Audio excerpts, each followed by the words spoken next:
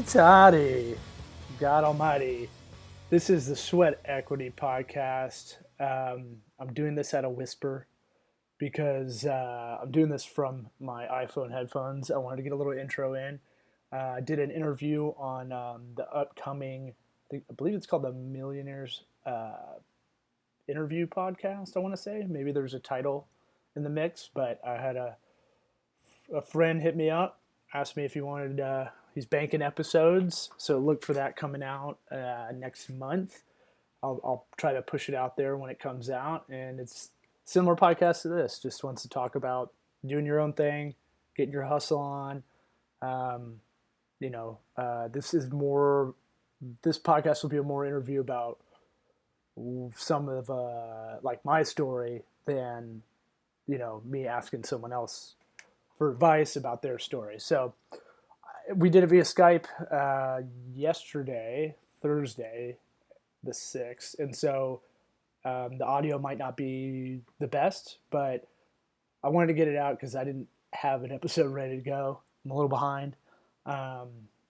So before we get into it, we'll do a little bit of housekeeping. Yeah. Go on iTunes, give us that 5-star. If you give us a 5-star rate, review, and subscribe. That's the cheat code. If you're tired of iTunes and you want another app to sponge up all information via podcast, the audio form, go to the Laughable app. It's a way you can track comedians. You can put in Law Smith, and then anytime I show up on someone else's podcast, I'll populate up there. I'm not famous, so you might want to, track some guys that are doing a lot more than I am. But it's a good app, and they're kind of a in-kind sponsor of the show. I don't know. I liked what they're doing. I reached out to them. Let us be a part of it. I'm down. I'm down for the cause. I'll be that weirdo. I'll go out of my way and just be like, "What's up? Let's party. You want to do this thing?" So also Sweat Equity Facebook page, trying to do more video there eventually. I think the last podcast we had, the Mevo camera audio was fucked out. I'm going to figure this out. There's only so many times you can really dick that up without looking like a colossal asshole. So yeah. Anything else? I don't think so. Let's do this thing.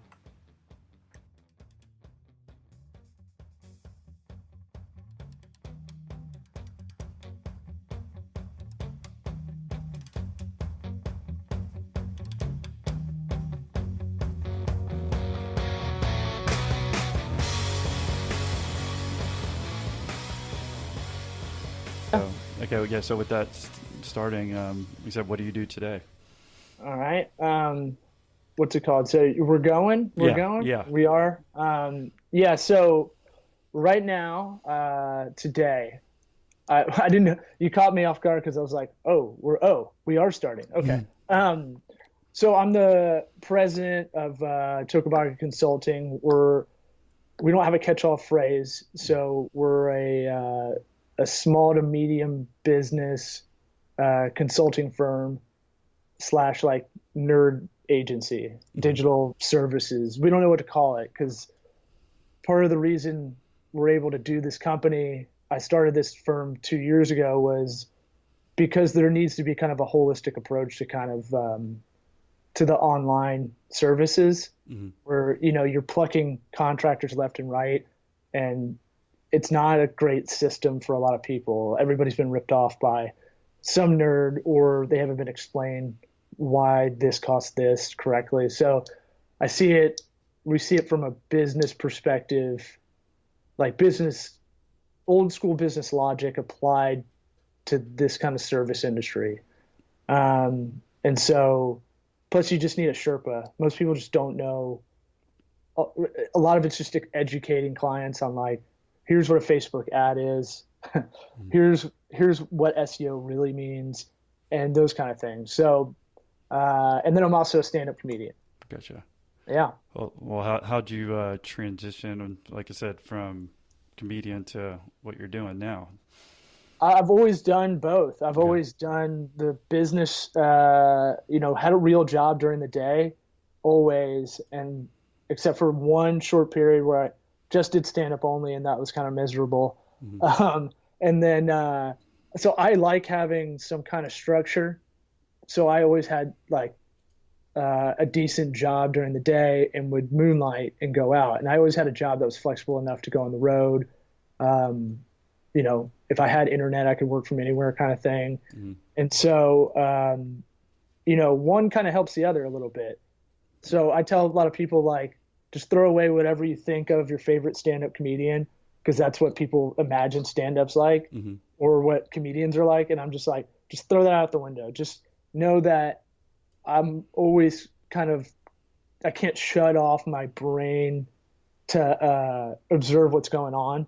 Hmm. I'm good at pattern recognition, you know, and I try to treat stand up kind of like we're at a barbecue and I just got the loudest voice. It's very laid back. Um, about 20% more of my normal self. I'm probably negative 20 right now Hmm. Okay, sure. because I'm a little gassed from catching up this week. Yeah, no, Yeah. well understood. Well, like I said, no, thanks for sharing your story with us today. Well, I guess basically, do you want to talk about how you started your company? Sure. And I guess, like, do you have partners and kind of how did it start from the beginning? So I was doing three things at once. I was doing stand up at night and going on the road opening for people. That's kind of the part time job that doesn't pay much. Hmm. I was working with a group called Sola Salon Studios. It was a franchise group. That was the main job I had. Yeah, you probably don't know. Most dudes don't know. It's basically a salon suite setup. We actually opened the two in Jacksonville while I was there, Hmm. and I was with a group that had 40 locations. So it's basically like you let stylists run their own salon within, an overall location. They share the overhead, Hmm. and they get repairs are taken care of, and honestly, like entrepreneurial consulting advice because they're doing their own business. And then around those things, I was working for a company similar to ours now called Mega, that was basically a nerd agency. And I just told them, hey, I've got these skills for digital services. You guys are aligned kind of philosophically, and they're kind of friends of mine. They're friends of friends. I just said, hey, let me come in and just do business development for y'all and fill in anything. So I was basically working for that firm, whatever scraps they could give me for work, but also, just doing it because I knew this was kind of the long-term thing. Hmm. Gotcha. And so, I mean, transitioning, did you just start it yourself? And how do you say the company name? Because I don't want to mispronounce it. Tocobaga. Okay. It's Tocobaga. Hmm. So it's funny. A lot of people, and we shortened it to Toco Works Yeah. just for email handle, Hmm. because Tocobaga Consulting is really long. But it kind of originates in Tampa. That name. It's a Indian tribe that was in Tampa Bay area, Okay. and I always liked that name growing up. And they actually named the city of Tampa. Tampa's means sticks of fire in their language of Calusa. Hmm. So, you know, I wanted something that had a brand identity to. It had roots here, but it doesn't. We're not called Tampa Bay Consulting Firm or something like that. Right. And I like the kind of brand world we created with kind of the campfire, and kind of it's kind of like camping, and kind of we use a lot of that in our brand identity. Because basically, if you were a interested client, it'd just be like we were back in the day. We're kind of moving along the terrain. We're sitting around a campfire trying to strategize. All right, who's doing what? We're sharing information, and then we're going to go out and do it. So that's kind of the idea behind a lot of the brand identity. Okay. I had a partner that I started with, and I think about a year ago, we had to break off, but I'm finding out that's a lot more normal than I thought. Right. And so was he there when you started the company? And then he left? Yeah. Yeah. So, I mean, so here's how it went down. I was with that group Mega, and they were having some issues at a certain time. And I had a friend of mine that came up to me and was like, "Hey, I want to start a luxury restroom company. Those trailers." Okay, yeah, no, I did talk about for the golf events Yeah, usually. perfect. Wedding, golf events, stuff like that. And he came up, he was like, "I want to call it Refined Watershed. Can we talk about it?" And I was like, "All right, but we're not doing that name." Like so this is an old friend of mine, a good buddy of mine. And we met up and I said, "Hey, I tried to sign him to like a retainer." And I went over back to Mega and I was like, "Hey, here's what I got." And I believe, I don't know, the owner, my age, same age as me, but, I don't think he was into it because it was a bathroom company. Or maybe just, I don't know, he was too scattered at the time. And so I said, "Fuck it, I'll just do it on my own." Am I allowed to cuss on here? Yeah, go do whatever the fuck you want. So I was like, "Cunt, bitch, fuck it. I'll I'll go do this on my own." And I had a good buddy of mine from high school that was an amazing designer. He still is. And he could literally, if you sat him down, you could go, "Here's the concept," and he could probably draw something better than most people take 3 months to do. It's kind of an amazing talent. If you've ever worked with designers, they're very they take a lot of license and time, I feel like, to get to know themselves and everything. And that was kind of an amazing thing he can do. And he had a business background and he had a great work ethic. He's the guy that he was a friend that would pick you up if you're too drunk, the reliable guy. So he came up with the Waterloo washrooms concept. And if you go to waterloowashrooms.com, we knocked out the whole branding identity in about 3 days. And I said, "We got something here." And we took that client, and that's our anchor client. And they've done so well. They bought a portable restroom company last year that's 8 times their size. And they're doing, they're even beyond that now, where they're, looking to figure out the next step, maybe becoming private equity or something bigger than that. Gotcha. So that's a great story to tell as far as our company, because it's tough to have friends as clients, A, and then B, it kind of encompassed everything we do. It's helping them get started up, helping them get a website, their brand, the goals, kind of online marketing, operations, all that stuff. So and a lot of strategy, obviously. So it's kind of like that. That's kind of the 6 areas in design. That's kind of the 6 areas we have. Gotcha.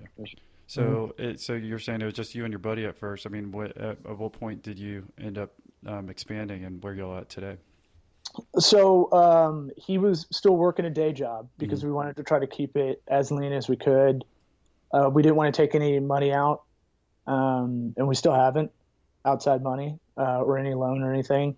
And so, he was working a job that was really intense, and it's a tough marriage. It was like a marriage, and eventually I think, you look back on it and you're like,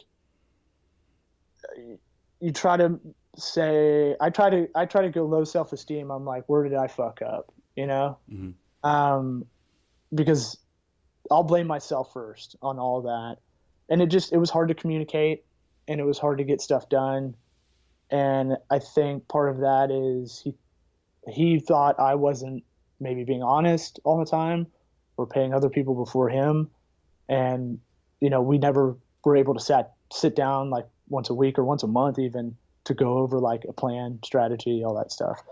So it just kind of dissolved in that it kind of fizzled in that way where I just couldn't get a hold of him anymore. Like he just straight up ghosted me Right. like a chick on Bumble that don't want to talk to you or something. Mm-hmm. So, um,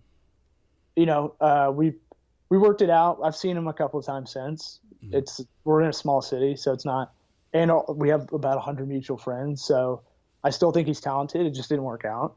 Right. And we have a lot of law firm clients now, and I talked to a bunch of them, and they're telling me like almost all of them had a partner in the beginning, and it just didn't work out.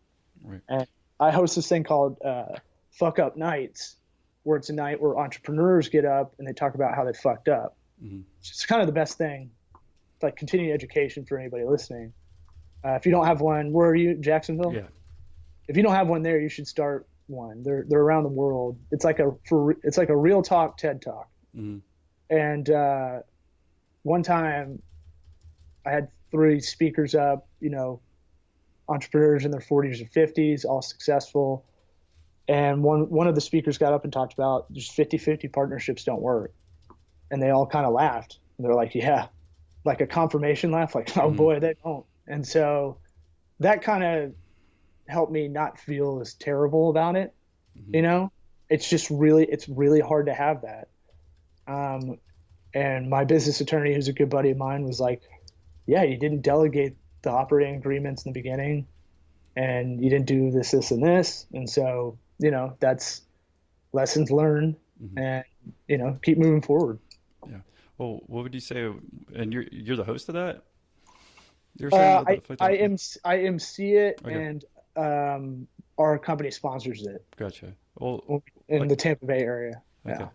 Well, along that talk, I mean, what's the most common thing that you've been seeing when people get up and talk about that, as where entrepreneurs screw up? Obviously you mentioned the partnership 50-50, but is there other common threads that you see? The biggest thing is, like, I'd say there's a lot of these kind of common through lines. So I don't bloviate too hard. I'll say biggest one is you're going to fuck up. Like, you are. Mm-hmm. So get over it. Like, learn from mistakes and don't do them again. That's kind of the overall arching kind of thing. Business is a lot of trial and error. It's a lot of educated guessing. And so you try to reduce that risk as much as you can the next time. But if you keep making the same mistakes over and over, you're not going to do well. Another one is, like, know what you don't know. A lot of people think they can do everything. And most can't multitask really well. You ever talk to someone who thinks they can multitask while they're texting on their phone? Mm-hmm. And they're clearly not. I'm like, you can't do 2 things at once. Mm-hmm. I'm not that great at it. I can juggle a lot of projects going on, like, one day kind of thing. Like, I can work on this for 10 minutes and then I can get to the next thing and look at that for 5 minutes and then come back to that other thing from the beginning. I'm very good at that, kind of like a Sports Center crawler on the left-hand side, or PTI. I can kind of do that, but, I feel like a lot of people get up and they talk about they try to do too much. They got burned out. They didn't worry about themselves at all, which I've been kind of focusing on now a little bit, because you'll burn out. Right. And yeah, for me personally, actually, that's why I'm starting to do the podcast. I mean, I think anyone who starts a business thinks they can be Superman, just keep grinding, but eventually you'll hit it. So, I just got tired of honestly doing the same shit all the time. So that's part of the reason I'm doing this, and just do something a little different and hopefully help those entrepreneurs or, freelancers that are trying to start their own business. So you are also talking about, we're talking about some of the obstacles you had to overcome with the partnership. What else personally have you had to, or in the business? Because I find out personally that a lot of entrepreneurs forget to talk about that, because you're talking about taking care of yourself now. Well, work-life business is on my mind all the time, because our clients are in that small, medium business area. And so they're usually doing their own thing. And you have to figure out those disciplines. And I'm not great at it now. I'm trying to be a guy that wakes up at about 4:30 or 5, just because I know that's gonna overall be better for me. Until I don't have to. That's kind of my incentive, my little game. But The work-life balance stuff. I mean, I got married probably a little bit before we started the firm, and we had a kid who's about 10 months old now. Mm-hmm. So our firm's a little over 2 years old. We have a 10-month-old. So having the pregnancy period, Mm-hmm. and then an infant, and now we have another one on the way because I don't mess around. Yeah. And she'll be due in October, and it's kind of like you can't you know the old adage of starting your own thing is like you'll give up a 40-hour a week job. You'll work 100 hours a week to give up a 40-hour a week job or whatever. Right. I butchered that, but it's true. And you have to create time to create time is kind of something we say around here. Like you got to really sit down and go, okay, how am I going to be more efficient and get more out of my schedule? And a lot of stuff you're doing is there's a lot more fat than you realize. Mm. Even like stuff like just going to the grocery store. Now you can get it delivered. Mm. Just the essential stuff that you need, that saves a lot of time and stress. I'm a big efficiency guy. Like using Evernote for me is a huge one because I have a bad memory. I know that. And so I try to religiously write notes and dictate everything I can. But because that work-life balance is like, I got to figure out, I don't want to bring this work home with me. When I'm home, I want to be focused on the family because it's palpable if you're stressed. Right. So I'm trying to work on a program where I'm getting up early, kind of front loading the day a little bit so that when I get home, all I care about is what's going on at home. Mm. Yeah. Well, what were the biggest things that were holding you back as far as you're talking about saving time now? Now, I don't know if you've become more efficient over the last just couple of years or how long, but I mean, what's the biggest things that you cut out that's helped you? Boozing a lot is it's a time suck that you don't realize. Mm-hmm. I can go out and have a couple of drinks, but I can't do it like I used to. Yeah. And not physically, like I can still do that, but it's the time that, all right, you're going to sleep like crap.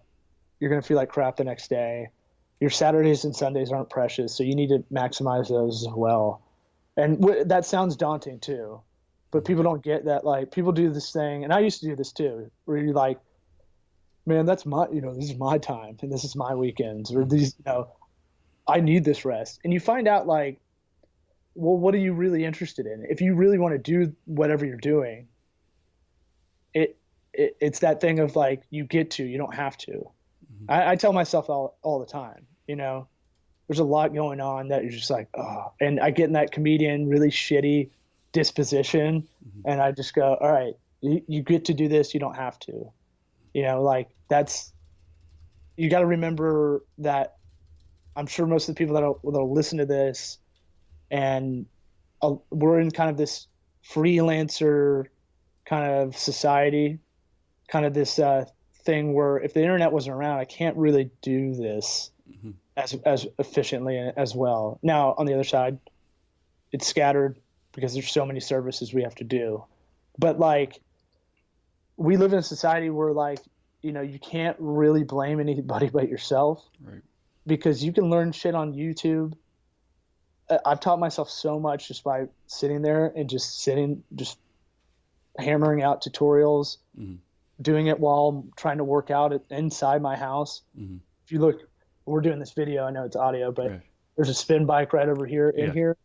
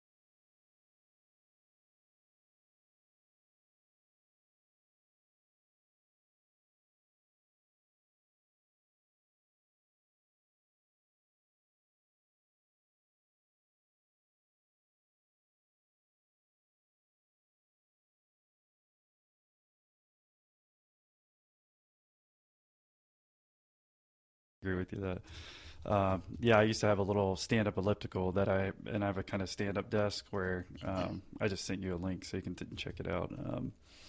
Sweet. But yeah, I guess you were talking about as far as depression. Have you ever reached that during your business thus far, where you thought, that you weren't going to have enough money to keep your business alive, and that hey, it's not worth putting in 100 hours a week if just get a 40-hour a week job instead? Oh, for sure. Especially when we had to do a stock sale with my former partner. Mm-hmm. You know, we didn't take any outside money, so everything's really cash flow strict. And I probably got a little cocky early on Right. when we were doing well, and I really should have been disciplined from the get-go. And that's something I really, really regret. Mm-hmm. I was listening to Jocko Willnick on, I think it was Rogan's podcast. So if anybody's listening, don't pause and just go over to that. Write it down. We'll finish out this one. Notes. Yeah. Yeah. Finish out this one and then go over, write it down. Another thing I'm huge about, just write notes down to come back to later. Keep a pen and a pad or Evernote on you. Do you have a whiteboard by you too? Right There's there? a whiteboard right here. Yeah, I like writing stuff. Yeah.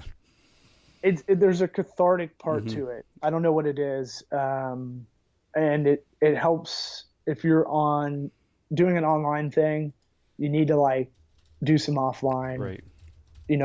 Don't get distracted, because I write jokes. I sit down with a legal pad and just try to write for 20 minutes. Cause if I type it out, Pornhub's right there, man. Yeah. Yeah. No, I got you. So like, my thing with I want to get a digital dry board where you can just write like normal, but it'll capture it. Evernote, they actually have a special pen that I had once upon a time that you can write on a pad. I don't know if you've seen that before. I've got it. Yeah.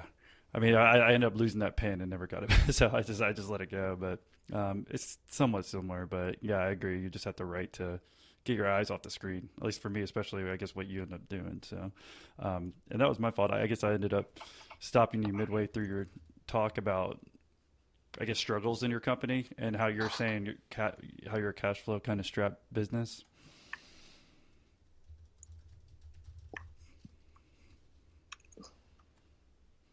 You're looking at Pornhub now?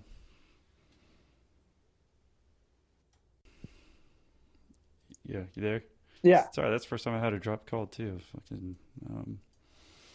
So yeah, I guess I was saying that I interrupted you when I was talking about. And at first, I thought you turned off the Skype thing because you were looking at Pornhub on the other monitor there. I think it knew. Yeah. It's AI. Yeah. No, I gotcha. But I guess, yeah, we were talking about the business. You're doing well at first, maybe a little bit, cocky. And yeah, could you go back talking about that? Yeah. I mean, we had early success, and a little bit of buzz. And, another thing is don't count on, if you're client heavy, like we are, so, ad agency or something like that, don't trick yourself into counting them as a client until the paper's signed, right, and the first check is hammered. So, I probably got too fired up and just said, yeah, I know what the fuck I'm doing. Entrepreneurship's a weird thing. There's a weird duality to your brain where you're this can all happen a few times in a day where you think you're a total badass and like this is why you made this company and you're a disruptor, and you can't wait to show that story of how you did it. And then the other time you're like, what the fuck am I doing? This is like gambling with our family as some of the collateral. So you kind of toggle between those two. A lot of people do. That work-life balance stuff, you got to make time for your brain, to turn off if you can. You got to eat healthy, take care of yourself, like all the things Hulk Hogan used to say when he was in the ring. Yeah. Eat your vitamins, that kind of stuff. Don't listen to Hulk Hogan now, but earlier he was okay. Well, yeah. Well, when you're talking about like being cash flow strapped, and I think a lot of entrepreneurs or kind of freelancers can relate to that. Have you overcome that today? I mean, or is there software that you use that you didn't use before, or any methods or tools? For cash flow. Yeah, just to make sure that, I don't know if you're looking at, software every week or every month, or, just to make sure that you have enough money, or because a lot of people, and me included with my other business, is just you just look at the bank and kind of look at the balance and not really always take into account that what cash flow is coming in or out. So, Yeah, I'll tell you probably the best thing to do. And again, I do these like incentive games until I get a good incentive, or I get a good system hmm going and understand backwards and forwards kind of stuff. So the best thing I can tell you is like, I was sloppy with bookkeeping and accounting and stuff. right. I hate it. It's not my favorite. I go, what do we have to get to where I can hire a bookkeeper? That's the goal, right? So I created this certain threshold of revenue that's under contract, and I go, okay, when we get to that point, I can hire someone. That's my big carrot. And then, you have to go forward. You really have to look at everything that's going on, and a balance is your current. hmm But if you're not spending correctly or strategizing correctly, that's not going to help the cash flows move. You're just going to be treading water, hmm and you might get out of it, but you'll still need that discipline down the line. It's just a business fact. You just have to know the basics of financing and accounting to really make shit go, especially in the beginning. hmm And so, and I track time like religiously. hmm Like I'll track this. hmm Um, I'll put it in our marketing bucket. Uh, but I want to know where I'm spending my time. And now I'm getting to the point where I'm not taking as many things on. Um, let's call it extracurricular, or like, I'll try to be efficient with my time. Don't take as many, filter out more meetings and stuff like that. But time is the most valuable thing. So if there's people listening that are doing their own thing after work or around work, hmm like it might be a good idea to use Harvest and track your time and see where you're spending it. It's a hard discipline to do. So the two things I'd say is I'm big about putting everything in iCal too, and try to schedule out the day and the week on Sundays. And so, schedule time to go, okay, I'm going to spend time every day, 20 minutes every day on our accounting stuff and finance, and how are we going to scale. hmm I'm going to do that until I don't have to. And then the time tracking thing, I just set up like 3 reminders a day, and it could float in these reminders that you get all day. If your phone is your big tool and your computer is, delete some of this bullshit, notifications you have. hmm Scale all those back. Try to think like an OCD person. What would they do? hmm And so I try to like only get notifications that mean something, and not like I accidentally put a notification setting on for news and the Apple News thing, and I'm getting all this People magazine crap, and I'm like, the fuck is this? When did I do this? Right. Was I drunk? And so I just want stuff to pop up. So 3 times a day I have Harvest. Remember, track, put the hours in, or you're going to forget it. And if you're a service business like we are, you have to be able to justify that hourly rate. And most people can't do that. Pricing is the hardest thing in business. hmm So how do you justify it other than just, looking at 3 competitors around you and going, I'm somewhere in there. You need to justify it. What's your cost rate versus your bill rate? What's your after-tax bring home every hour? And then maybe look at that again, the competition. Gotcha. So what's your plan? Do you think for the future? Where's your vision for your company?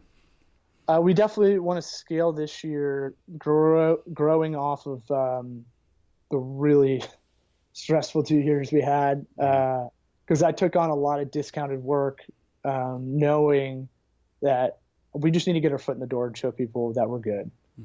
Mm-hmm.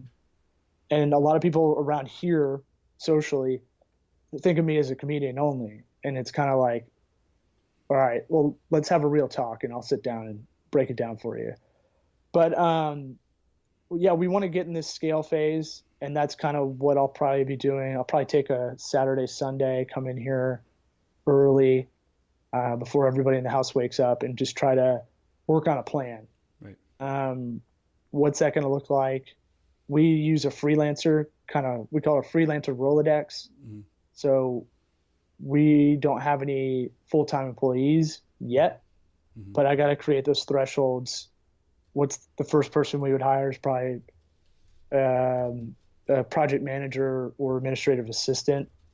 And so what do we need to do to get there? What's the person we're looking for? So we don't have to hire on the fly. Right.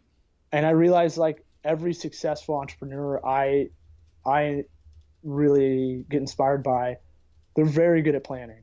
Mm-hmm. They're always planning. They're always organized or have someone organize it for them. And they're constantly thinking now and future at the same time. Yeah. So, I could blab on for about an hour, right. About that question, but that's basically how do I dump my brain to other people? Mm-hmm. Here's how I see it. Now, how am I going to create this teaching environment too? Right. Well, I mean, so you've hired freelancers in the past, correct? Yeah. So that's our model, is right. to basically, we have a client that signs, we flip around, and I try to moneyball right. a bunch of freelancers, but I'm always looking for, good skilled people. Right. Do you have any advice for that, for like people who are trying to do that? Because you said that was my first step for starting a business, was hiring that first freelancer, and then it kind of gave up because they ended up sucking. But then just over time, you learn how to hire good ones. I mean, any tips on where you go to hire them and how to hire them? You have to treat it like they're in the room. Mm-hmm. So I know this virtual thing is like, that's the beauty of it. It's the freelancer society is that person works when they do. But everything really breaks down to quality, cost, and delivery. It's boring rhetoric for engineers, project managers, or whatnot. But the more I think about it, the more you go, okay, the 3 constraints you have are that. And we tell clients, we're going to shoot for all 3, but you're probably going to get 2. Mm-hmm. And so, and that thing of like maybe over communicating in the beginning to them, here's what I want. I send video stuff because a lot of stuff's lost in translation via text on an email or using Upwork messaging or whatever it is. So I try to send video, like I'm doing my own mini podcast to them, and just try to send it out and project manage that way. So I have I try to use local people here, but even we don't really meet up face to face. And I'll try to wake up and go, okay, I got to send her this graphic design revamp. I need to send her this pay-per-click kind of overview of what I'm looking for this client. And I just knock out these quick videos because we lose a lot of even just a phone call is not good. Right. What software do you use for making those videos and sending them? I have this really cheap one I'm a Mac guy. Yeah. So Any Screen Record Pro. I don't think it's on the Apple Store anymore. I think you have to Google for it, but it's like $4. Right. And it can compress it. You can use because videos get too fat sometimes. So you can compress them down if you don't care about the audio and your lips syncing up. Because sometimes I'll just do a screen grab video.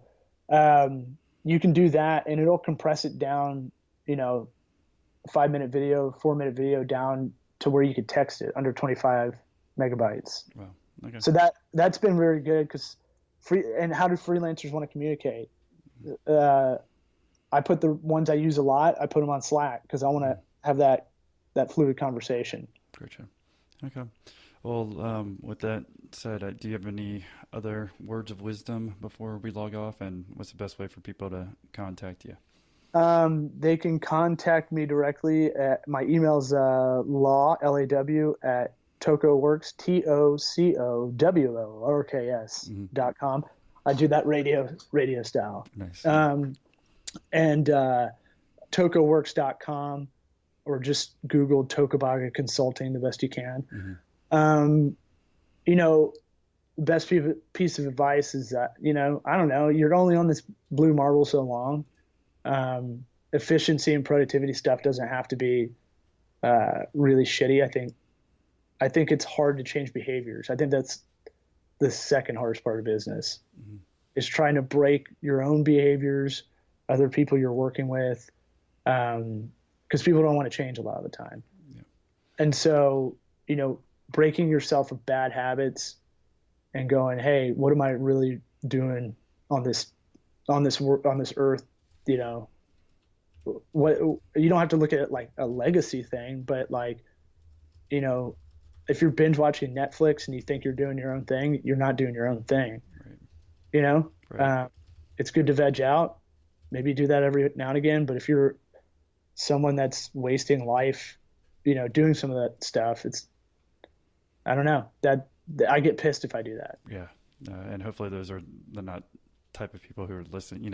People who listen to a podcast usually aren't those type of people. So hopefully, I don't know, man. Yeah. No, there's definitely different types of podcasts. I would say business wise. Yeah. We're going for the same audience, though. I mean, Right. It's people that need a little bit of their ass kicked, and I changed that behavior. I was a lazy kid growing up, and I've changed my behavior.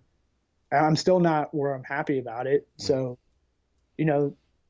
change. I heard Adam Carolla say this on his kind of podcast similar to this one called Take a Knee. He's like, when is change ever bad? When do you look back and go, that thing I tried to do, that thing we did was terrible. You're always learning from it.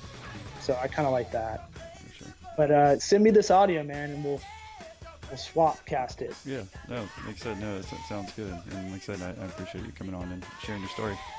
Yeah, man. Thanks for having me.